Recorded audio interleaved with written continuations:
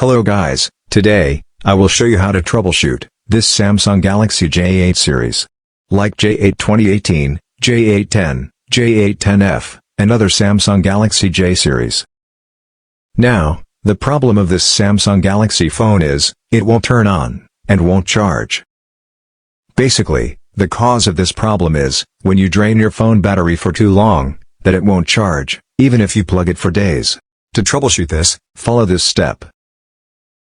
Now, hold the power button, with volume up button for 30 seconds or more.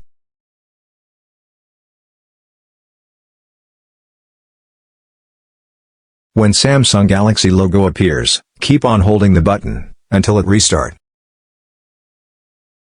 Then release, and wait for the Samsung reloads its system.